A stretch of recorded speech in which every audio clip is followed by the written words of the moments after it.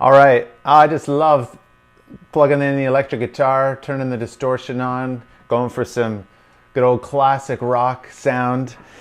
This is just a straightforward chord progression, just with kind of using a little bit of a bend to kind of go along with that classic rock sound. So we're in the key of A.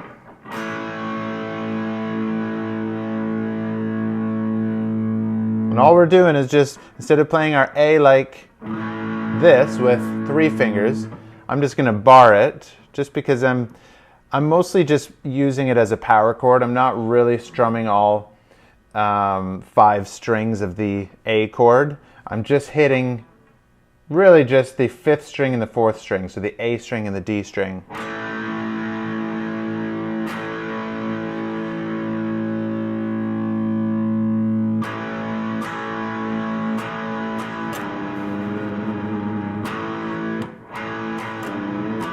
And then what we're doing there with that bend is we're just taking our 2nd finger,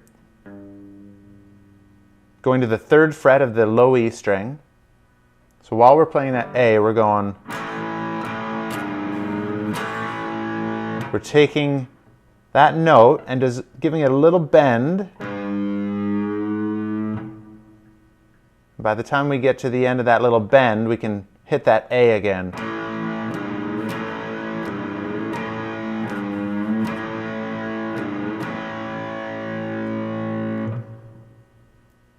If you've ever done bends before, you probably noticed that usually when you bend up.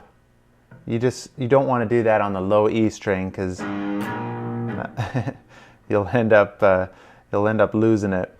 So you want to bend down towards the floor.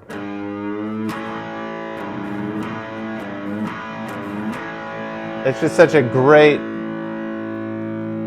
little classic rock sort of sound when you're playing that A chord with some distortion, and then you add that little bend. So we're just going.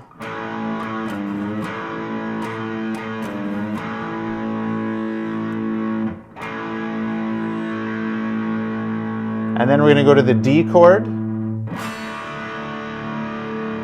And this is where I'm going to hit maybe a few more strings. So I'm hitting the D string, the G string, and the B string. And then I'm also getting that lower A in there as well. Just when you're playing this kind of stuff, it's okay to add an extra note that it still goes with the chord. But we usually try to avoid it when we're, playing acoustic guitar for different reasons. But when you're adding some distortion, it's okay to hit that lower A string when you're playing the D chord. So I'm just strumming that once, and then I'm playing the variation of the G that I'm playing here is like this, where I'm muting the A string with my 2nd finger. Just because I think to get that nice punchy sort of rock sound, you don't necessarily want to use all 6 strings. You want to just kind of go for that punch without it kind of being too muddy. And I'm using my 3rd finger and pinky on the 3rd frets of the B and E strings.